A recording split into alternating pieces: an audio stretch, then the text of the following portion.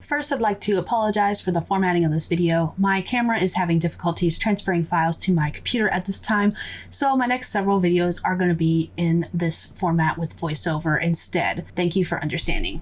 Hi Dragonlings, my name is Sky, and I typically write paranormal romance under name SD Haggis.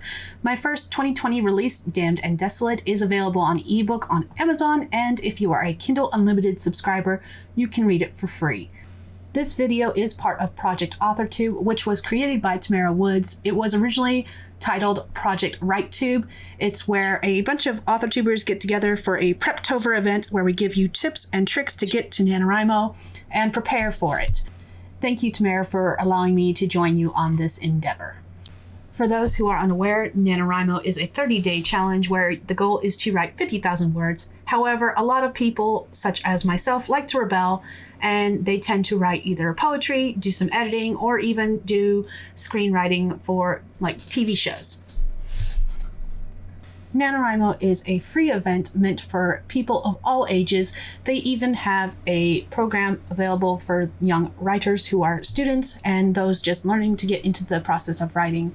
It's just meant to be a fun challenge, nothing too serious. However, it is also useful for those who are trying to write professionally and are in the habit of writing a lot or writing all year round.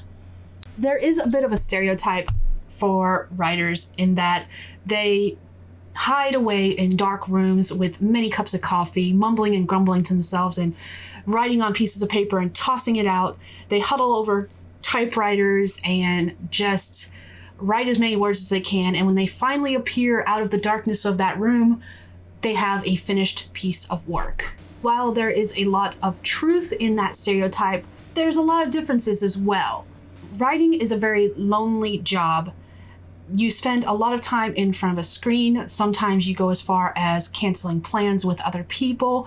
However, no one can actually make you do the work. And when you come out of that dark room, which hopefully your room is not dark, hopefully you have plenty of light and plenty of other healthy choices in your life, as well as, water.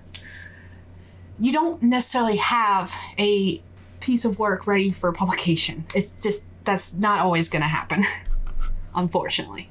That being said, there are many types of writers out there, and while NaNoWriMo can be fun for everyone, it's also fun for those who are considered prolific writers, those who write all year round, who never, maybe you're like me and this is your job. You write for a living, you publish stories for a living. But it doesn't even matter if you publish stories, even if all you do is just write because you enjoy writing and you post those stories on a blog or on Wattpad for those to read, for everyone to read, just in general. Or if you have multiple projects that you work on at one time, lots of story ideas percolating in your head. If you're like me, you have deadlines to meet because I have stories I need to publish and I have pre-order dates I have to meet. And I also am a bit of a cover hoarder. I have, at last count, 20 plus covers and only one novel out. Damned and Desolate is the only novel I have out yet, but I have covers for 20 plus stories. So I'm writing all the time, and I'm editing all the time, and I'm working all the time. And so Nano is actually a good thing for me.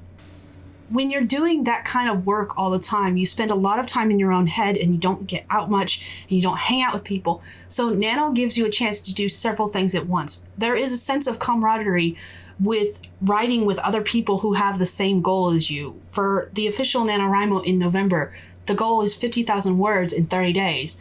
And everyone else who is participating in NaNoWriMo also has that same goal. Everyone has a daily goal of writing 1,667 words a day.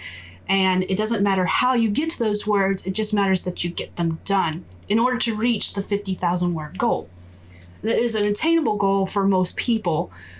It won't give you necessarily a novel that's ready to publish the very next day. In fact, I highly suggest that that is not the route you take. But it is fun to have that companionship with people who are also reaching for that same goal.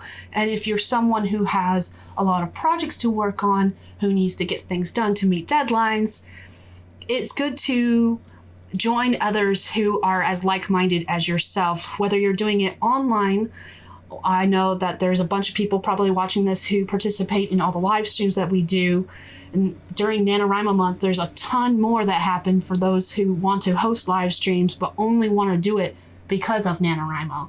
You can also do in-person events. I don't know how many in-person events are going to go on right now because of everything going on in the world. But if you join the NaNoWriMo site and you talk about what area of the world you're in, there's usually forums that occur that tell you where different meetups are happening. There's also a sense of accountability with the website because you have to meet that goal. You have to face the shame of not meeting that goal when you talk to other people about the fact that you're doing NaNoWriMo. Hey, I'm doing this challenge. I have to write 50,000 words in 30 days. Some of those people are going to come back and be like, have you met your word count for today? That is the best thing ever. Another positive for the NaNo website and doing NaNo in general is all the charts and graphs that show you what your writing is, that tells you what your writing should be per day and what you're actually getting done per day. And if you're a visual person like I am, you like to see that graph and that chart that shows you whether or not you're meeting the goals that you set for yourself. And NaNo allows you to actually see that. It's already pre-programmed into their website so that you can see those charts. The chart pictured is actually my NaNo story from last year when I was working on Paw Prints and Broomsticks, which is a paranormal romance featuring werewolves and witches. There's also a sense of accomplishment and pride that goes along with participating in NaNoWriMo. The NaNoWriMo website has badges for meeting certain goals, whether what kind of planner you are, whether you're a pantser or a plotzer or a plotter. They have word count badges if you've met 5K, if you've met 10K. And then, of course, if you win NaNoWriMo, if you make your goal of 50,000 words in 30 days, you get a certificate that you can print out. And there's also a lot of coupons and goodies that go along with it that help build your pride up and then give you a sense of accomplishment of what you've done, and you'll have a visual representation of what you've done as well.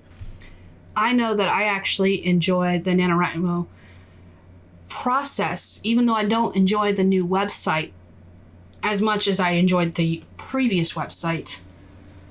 There's a lot to be said there. That's a whole other story. We're not going to go there. I do like all of these other positive features of NaNoWriMo.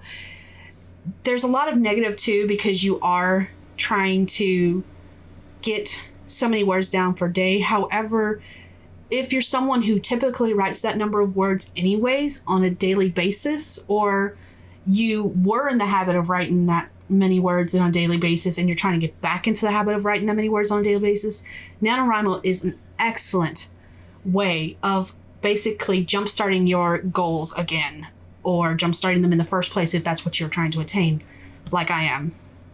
Oof, I'm so far behind on projects that I need to get done. NaNoWriMo is going to be a great thing for me to do, and I can't wait. So tell me, why do you do NaNoWriMo, or are you doing NaNoWriMo? And if so, why or why not? If you are doing NaNoWriMo, how do you prepare for it? This is Preptober.